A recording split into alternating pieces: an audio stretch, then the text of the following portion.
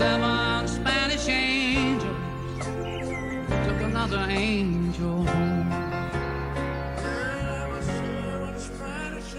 Hey, I'm Willie Nelson. You're watching HEMPROCK TV.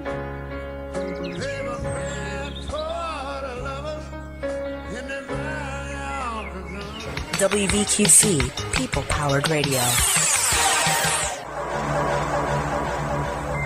WVQC LP Cincinnati. We can rebuild him. We have the technology. 95.7 FM. Better, stronger, faster. Coming up next is HEMPROCK Radio on WVQC LP Cincinnati, 95.7 FM. Now broadcasting from the Crosley Telecommunications Center and Cincinnati's Computer Cooperative Studios. Speaking for the legalization of marijuana.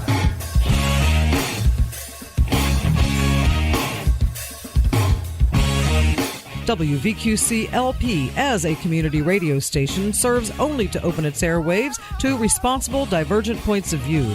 WVQC does not endorse any political campaign or candidates. The opinions expressed on HEMPROCK Radio do not reflect the views of WVQC, Media Bridges, its staff, or Board of Trustees. The opinions expressed reflect the views of HEMPROCK and our guests. Thanks for listening to WVQC 95.7 and HEMPROCK Radio. Do you wanna marijuana? Do you wanna marijuana with me?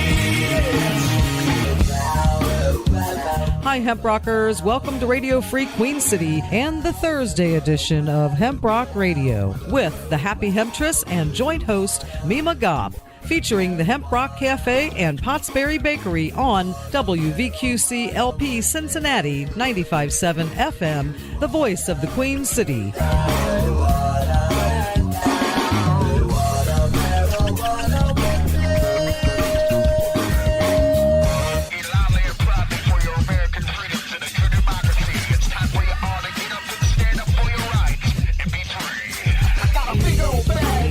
I got a hand full of wonder seed. I'm gonna cultivate this mystery. Ain't gonna be green leaf tree. Do you want marijuana? Do you want marijuana? You believe marijuana?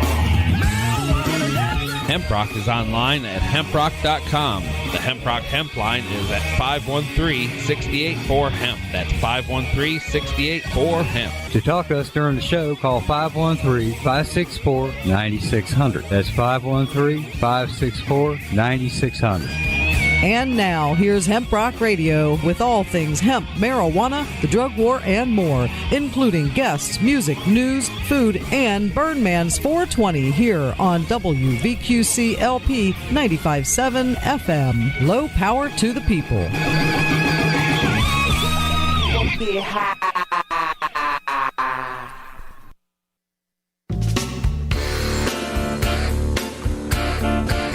Three generations of hemp, cannabis, marijuana prohibition greatly contribute to planetary deforestation, pollution, and ozone destruction. Let hemp compete in construction, paper, fiber, fuel, nutritional, and pharmaceutical corporations. Cannabis has been safe, efficient medicine for many illnesses throughout all generations and for natural relaxation. Still, we spend hundreds of billions of dollars and throw away our Constitution to continue this insane persecution.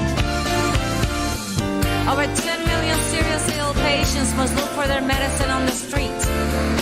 They, their friends, relatives, and physicians constitute a large segment of the 400,000 arrested yearly because of marijuana prohibition. Where is justice here? Where is freedom here? Stop arresting sick people. Stop putting innocent people in jail.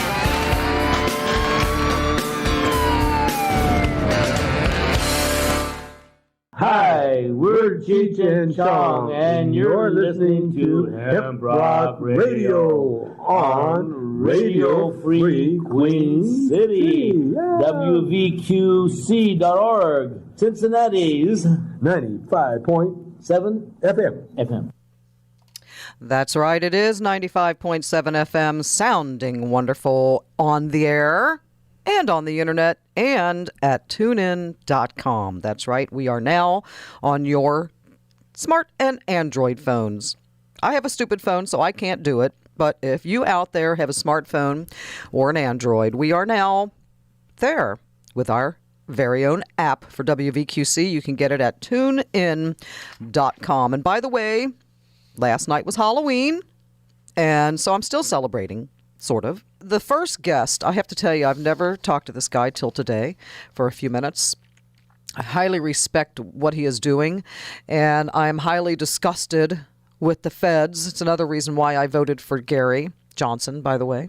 I'm just tired of Obama's team's games. We don't know if it's him or the team, but the team is screwing things up for everybody, including Robert Platshorn. Of course, Robert Platshorn did, I think, 20 years in federal prison for selling marijuana, and he's out now. Still has a leash with the federal government, and we'll be talking about that with him while they try to stop the Silver Tour. The Silver Tour, of course, is for Robert Platshorn and friends, was going to travel around the country, hyping marijuana medicine for people with silver hair like me. So I hope that includes me. Anyway, Robert will be on at the bottom of the first hour in about 15 minutes, and we'll be talking to him about the Silver Tour and about his experiences as a drug dealer, as the government would call him, and now as a drug war activist to end the drug war, specifically on marijuana. He's got a book out and all kinds of stuff, so we'll be talking to Robert Platshorn very quickly. Hi, I'm Willie Nelson, and you're listening to HEMPROCK Radio on Radio Free Queen City, WVQC LP, Cincinnati 95.7 FM, and WVQC.org. Low power to the people. Also on WEEDRadionetwork.com. Thank you for that, Willie. And I know he'll tell you to vote for Measure 80 in Oregon. And, wow, it is HEMPROCK Radio. And, of course, I'm the Happy Hemptress, and I'm rolling it up. And about to bring into the show somebody who I've wanted to talk to for many, well, maybe not years, because I don't think he's been out that long. So let's put it this way. We'll find out the story from Robert Platshorn on what's happening with the Silver Tour and what he's doing it for, what it is, who he is, and what his experiences are with this insane drug war. Robert, welcome to HEMPROCK Radio. For having me. Wonderful. It's a pleasure, definitely a pleasure. Again, my guest is Robert Platshorn. He did, I think, 20 years, correct, in federal prison? No, incorrect. I did 30 years. Oh, 30 years. You know, I thought I was going to say 30. I was thinking that yesterday, then I started thinking it was only 20. Well, 20 or 30, it's all bull crap as far as I'm concerned, and I know you feel the same way. Yes, and especially during those 30 years. Yeah. Wow. Well, listen. You know, that at the time was the most time ever served for a nonviolent pot offense. Yeah. Of course, now we got some pot lifers. Yeah. And that's scary. Yes, it is. Well, for folks that don't know who you are, let's do a background on who you are and what got you first into the net of the federal government on during this drug war that we're in. Well, back in the day, 35 years ago, the government dubbed me the Black Tuna, and I was prosecuted for heading up a smuggling gang. And we smuggled the best Colombian gold into the United States. Wow. Not the millions of pounds it was alleged, more down into the thousands of pounds. But, you know, that actually became the mother strain for almost all of the good medical strains grown today. You know, Robert, I'm... Santa Marta gold. That's right. Listen, I am old enough to have smoked that pot, so thank you. I have to say that to you. Thank you very much, because I know you're a number of years older than me. I'm 53, so I've been smoking pot for 40 years, so that kind of gives you that background. I was 13 when I started smoking, so I kind of think that I smoked your pot, so thank you. You're most welcome. That was really excellent pot. Yes, it was. And it was not very much of it grown. It was grown right around the Santa Marta area, which is really too built up, and so just a couple of little farms. And they used to save it for me, and that was just very special. Yeah, yeah.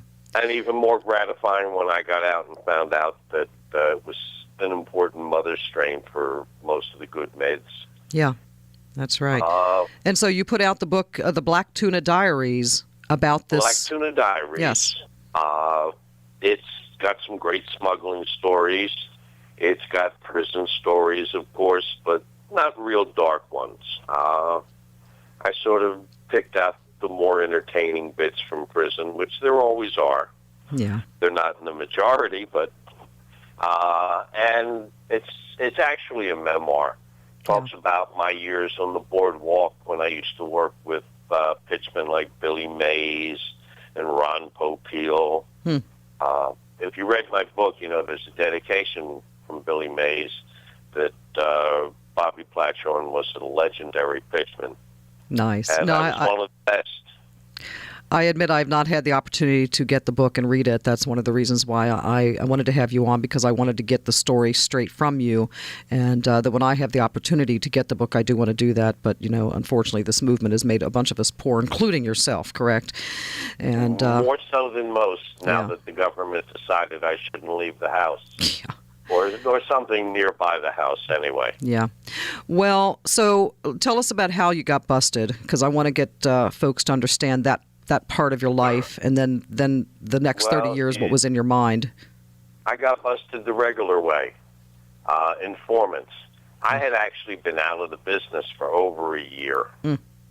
I had an auto auction in Miami that employed 40 or 50 people, and I was back in the infomercial business on television. Wow. And some people who they weren't even people who really had been with us when we were smuggling, but had been around or had been customers, and it was just informants. It was a conspiracy trial, and it was also the first time they tried to use the kingpin statute for a marijuana case. You were the practice. I didn't even know I was the safety pin, let alone a kingpin. But I caught the first prosecution for being one. Wow. And spent 30 years of a 64-year sentence. Very complicated sentence, and it's hard to explain how it got to be 30 years served. But I actually maxed out the sentence at 30 years. Which prison did you? Sorry, but which prison did you do this in? 11 different federal prisons, including the Supermax where Gotti died, Marion, Illinois. At the time, that was the only Supermax in the federal system. And, of course, I had no previous jail experience, and there was no violence involved in the case.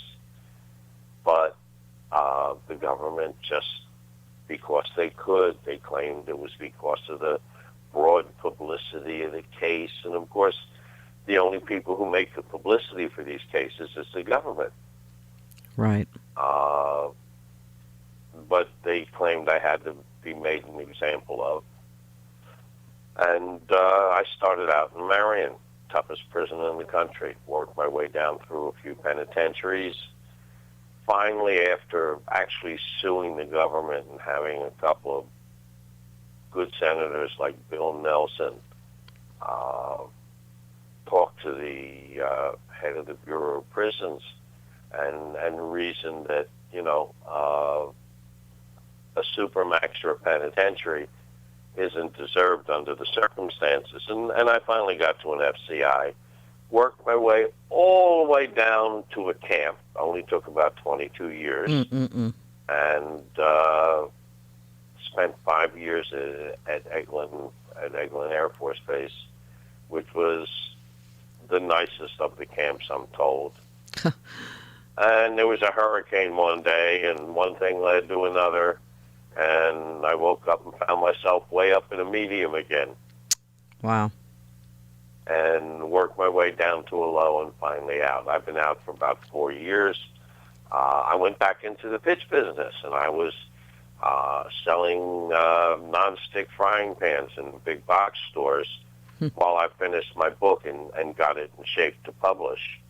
That took about a year because, you know, when I went to prison, the only computers were in big companies and in clean rooms, and they operated with big fat rolls of tape. Right. So I had to teach myself how to use a computer and then get the manuscript in good shape.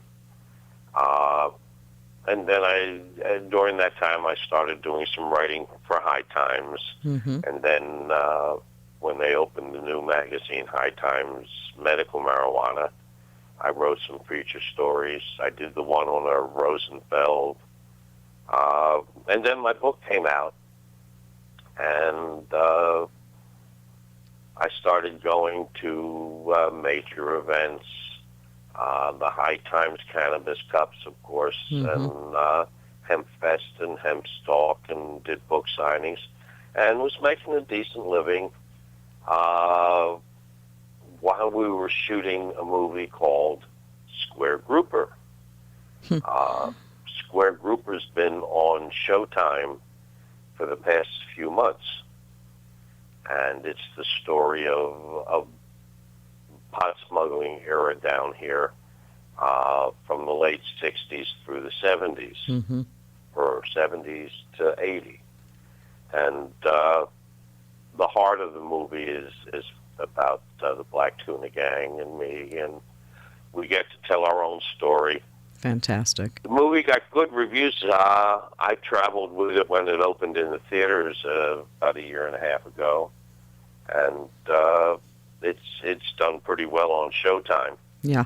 And I would travel, and I would sign copies of my book and sign copies of the movie, and do speaking gigs, and was making a decent living so that I could put together the Silver Tour. And the Silver Tour simply had a mission of teaching seniors about medical marijuana. Reason being, nobody else was doing it. And I realized the first year I was on the road doing book signings, you know, that was kind of your 15 minutes of fame and not what you want to do for the rest of your life. Right. And I was at Hempfest, and I had about 2,000 people in front of me. And I'm telling smuggling stories and then prison stories. People are laughing and clapping and sending me up tons of love. And I looked out there, and I said, I'm preaching to the damn choir. Right. What am I doing here? There's not a person walking around Hempfest that doesn't already want to see marijuana legal. And then I realized that was true of every single place I was going. Yeah. Except when I made political speeches and things, you know, Democratic clubs. But it was true of every place I was going, and I made up my mind, especially as a pitchman. I mean, I was producing infomercials before they even were called infomercials. I said, let me find a group where I can actually do some good. And right about that time, it was the by-election in Cali, and Prop 19 got defeated. Yeah. And I looked around, and I looked at the exit polls.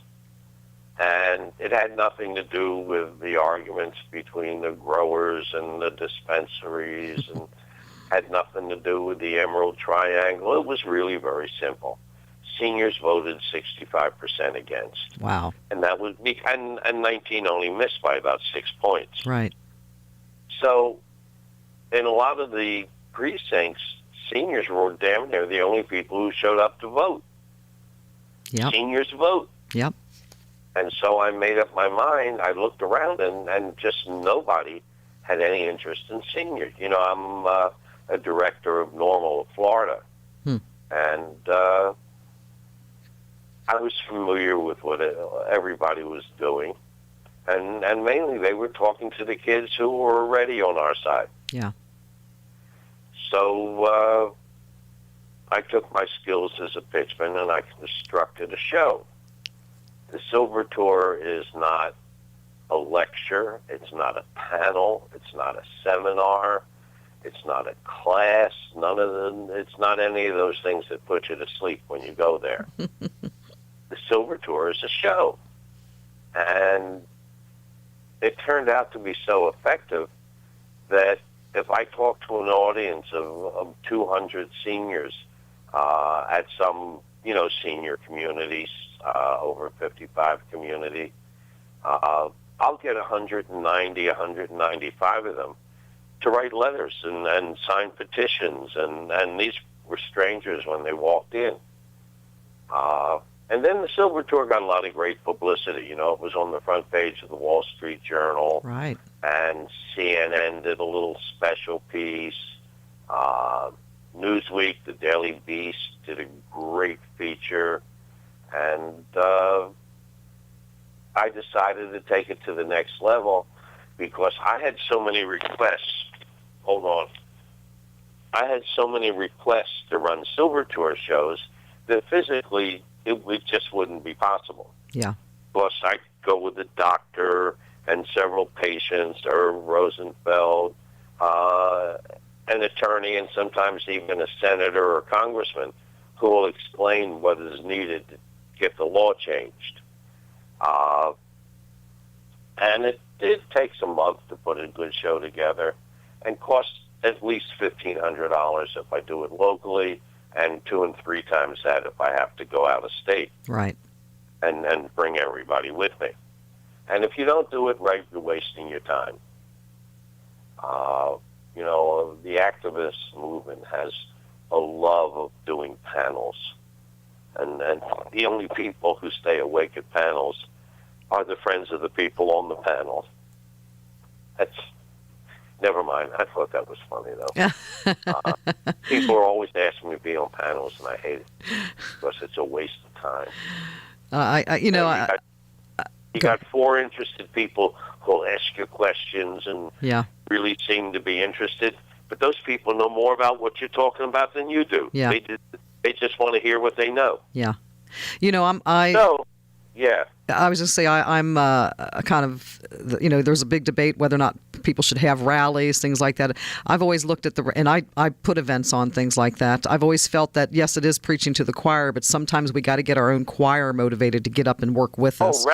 Rallies are great. Yeah, they attract attention. They attract press. Yep. I put up 2 48-foot billboards on one of the busiest roads in West Palm Beach. Fantastic. In Delray Beach. And it got great publicity. Exactly. It was on every TV channel.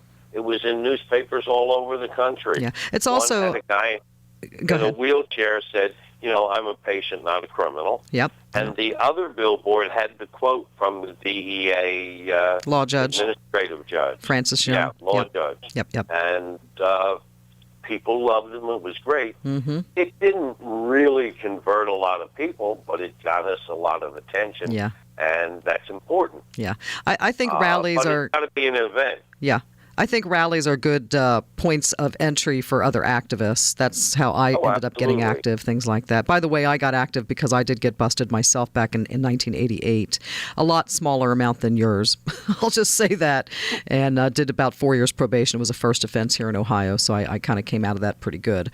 Obviously not the way you did. I have a quick question, then I want to come back to the present. I'm looking here on your blog. By the way, it is at blacktunadiaries.com, folks, if you want to find out about the book. There's a comment here. On May 1st, 1979, President Jimmy Carter's Attorney General called the press conference. This was during the Jimmy Carter reign, who we are supposed to and have always believed that he was for legalization.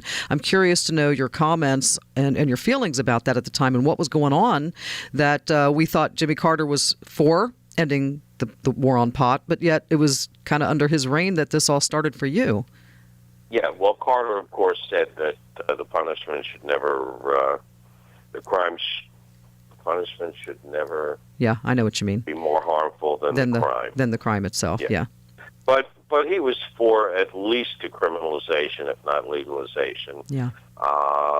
He was a big hero with the movement, And things started to head in that direction. 26 states decrim to one degree or another. Ohio, one of them. And then, of course, his friend and advisor gets busted for coke. Oh, yeah.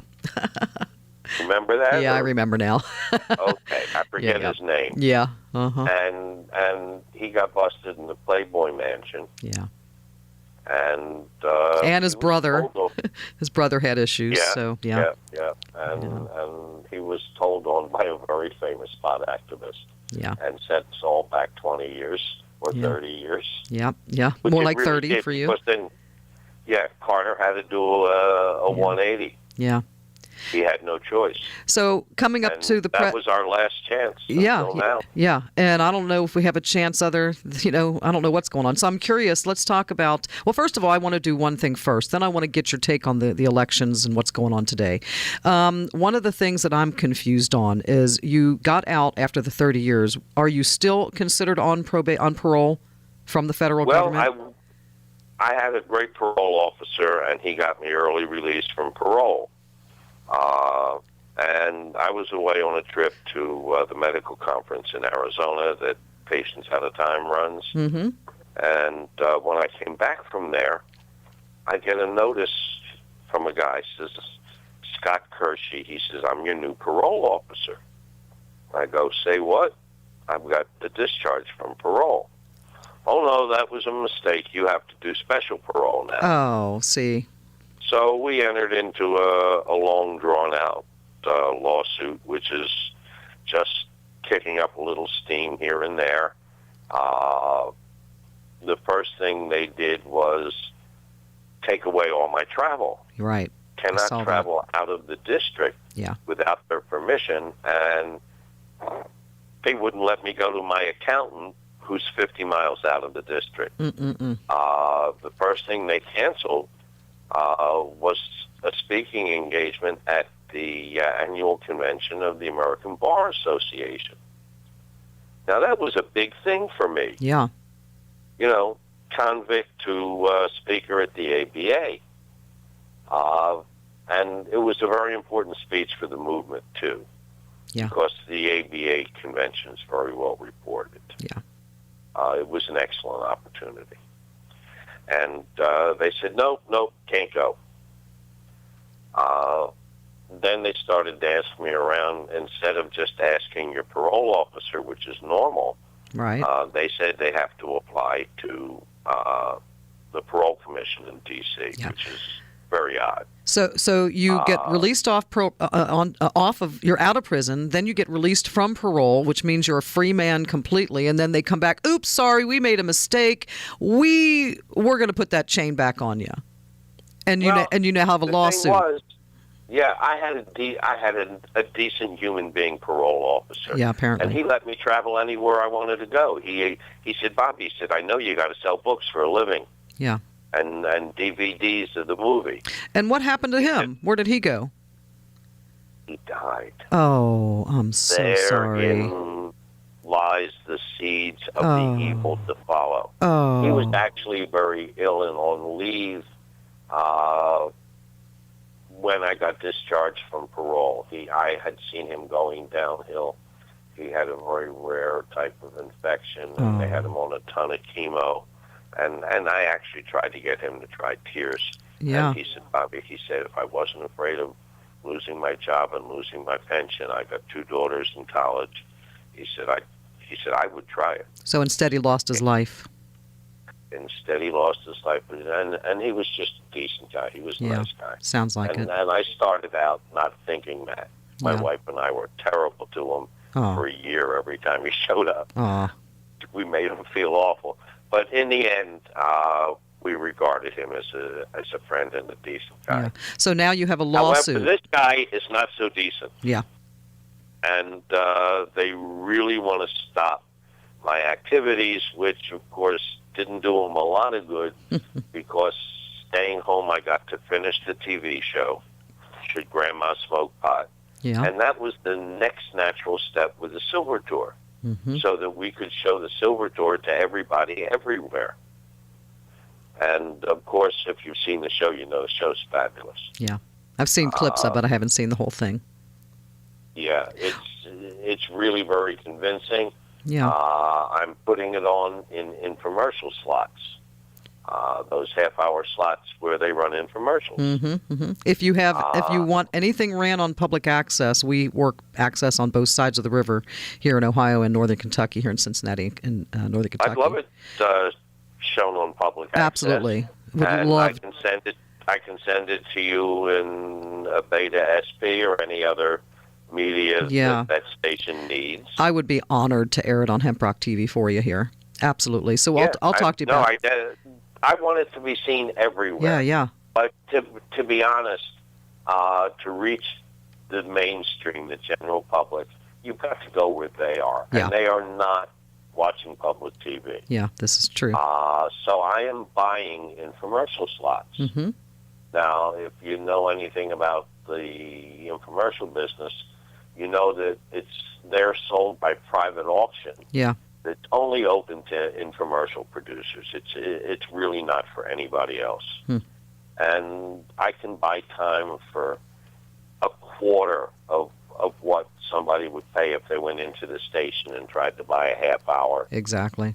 Because that's how the infomercial business works. Right. I can get on late night spots as cheap as $25 or $50 for a half hour on a good TV station. Or Sunday or Saturday afternoons when they have infomercial slots adjacent to football games and things. I can get those for a couple of $100. Right. And you're reaching millions of people. Right. Listen, I'm about to run out of time here, and I want to get ready for, I don't know if you know who the Cannabis tour folks are. That started a few weeks ago. They are I think they might even be in Arizona by now or somewhere else. I don't know, but we'll find out in the next segment. All right, let me give you my website plug. It's thesilvertour.org. And anyone who orders a signed copy of my book or the movie Square Grouper, I'm going to throw in the $20 DVD of Grandma, my TV show, Nice. And I'll sign all of them for you. Absolutely fantastic. Thesilvertour.org. And you can also be found in Facebook as well. Now, before we leave, I want to get your take real quick on some of the state's the elections, not only for the president, who you think people should vote for, as well as, there's the big fight in Washington State. Just a couple of comments on what you think what your opinion is on what people should be doing and voting for, since it is elections coming up. In Washington State, I actually took what little we had in the kitty, and I bought 13 half hours to run Grandma in support of, I'm talking about Oregon, for 80. Yeah, you said 80. 80's Oregon. That's Oregon, yes, Measure 80. Yeah, to support and push. And what scares me about Oregon is, of the 3 states with legalization, Oregon is given the least chance. They could lose by 6 or 7 or 8 points. It's very important. And guess where the demographic is? Where? 55 and older. Huh. They are 23% for and 54% against. Wow. So if Oregon loses by 6 or 7 points, they should have had more Grandma. Yeah. But they should have paid for it. I took all our Silver Tour donations and memberships, and I bought 13, 14 half hours in Eugene. Nice. And what about Washington? Better to be. Washington, I think 502 should pass. Okay. The main objection, I believe, is just totally specious and being spread by the same lobbies who spread rumors against 19, which was the beer lobby, and of course the Semler family, who have owned Dare and Partnership and all those phony organizations that collect millions and millions in grants. Right. The controversy is that the penalty is too harsh if you're caught driving, and the rumor is that the police will be all over the place looking for potheads, which just is beyond absurd. Yeah, I agree. And not only that, the courts have already taken a position that the amount of THC in your blood is not indicative of impairment. Yeah, and it can be beat in court. That's right. It can be beat in court. I agree. It can be beat in court. Set precedent. And like every other brand new rule, it gets changed in the first year or 18 months. Exactly. They always do to work these things out. Yeah. They take one look at that and they say, no, that'll never apply because the courts will never uphold whatever penalties we're imposing. Right. Real quick, the president. So, President, we got a little shot with Barry, but we got no shot with Mitt. Right. Barack Obama has actually been talking to some activists and his staff about being able to introduce some kind of a mild decrim that the public will accept. Well, I guess we'll see. I guess we'll see. I actually know he's had meetings. I know someone who's been to them. What'll come of it, of course, you never know. Yeah. But Clinton did the same thing. Yeah, Clinton did the same thing. If Romney gets elected, aside from his own words about he'll fight it tooth and nail, you know his drug advisor is Mel Semler, billionaire. He's the man who his wife, Betty Semler, the two of them started every major anti-drug organization in the country. Right. They take millions and put them in their pockets because they don't pay anybody. Every cent that comes in is in salary. Yep. You're right. Oh yeah, no chance with Romney. You know, Semler came out publicly against 64 in Colorado. Right. And he put up millions, 600,000-700,000. I don't know. Yeah. But he put up a lot of money. Yep. To fight 64 in Colorado, and he did it despite the fact, his organization got shut down because they were torturing and kidnapping children. Yes, that's a topic for a whole other show. The things they were doing to young girls. And Semler somehow or other, instead of being punished, he got to be he got ambassador. Rich. What was it, to Italy? Something like that. Yeah. Well, listen, Robert. I'm going to have to let you go. I wish we could talk longer. So what I want to do is bring you back sometime after the elections when we have some more time and get an update on what's going on with your situation and the lawsuit that you have against the feds for them putting you back on parole once you were off, and all the things that are going on within your life now that you're sort of a free man. So, sort of, but they won't let me go out and sell books, so everybody's got to order books. Right, absolutely. Okay. We got to make sure they buy your book. That's right. Yep, well, I will get in contact with you.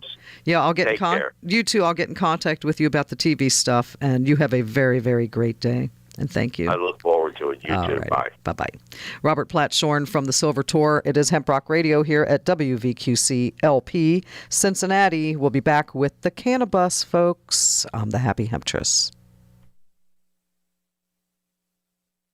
Coming to you from the Cincinnati Computer Cooperative Studios, this is WVQC LP Cincinnati, 95.7 FM.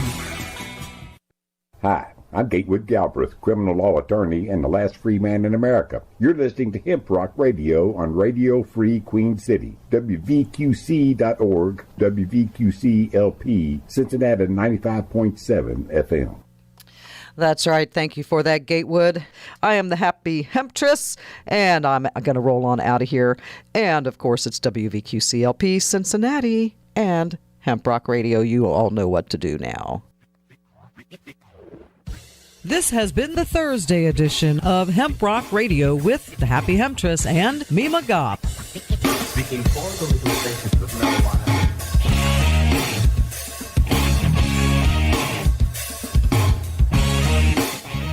HEMPROCK Radio airs Mondays and Thursdays at 4 p.m. Eastern on WVQC LP. Find HEMPROCK Radio archives at WEEDradionetwork.com. Watch HEMPROCK TV on Northern Kentucky's Insight Cable Channel 21, Cincinnati's Time Warner Cable Channel 4 and 24, and now online at WEEDradionetwork.com.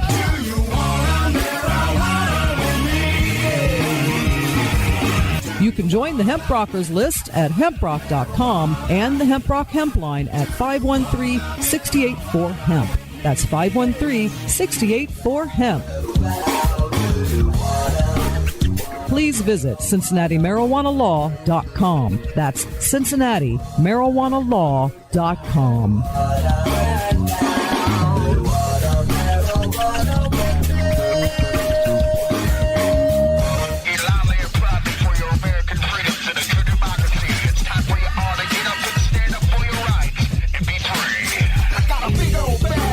I got a hand full of wonder seed. I'm gonna cultivate this mystery.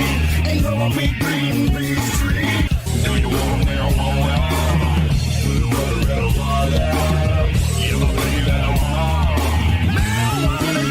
Hemprock Radio, the Pottsbury Bakery, and Hemprock Cafe are brought to you by Hemprock Productions.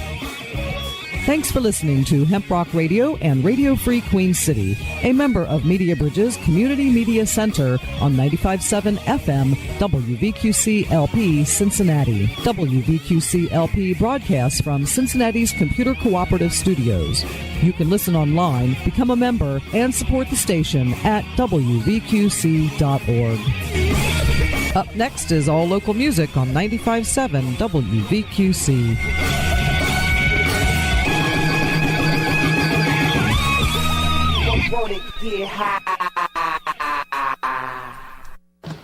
WVQC, people-powered radio. Hey, I'm Willie Nelson, and you're watching Hemp Rock TV.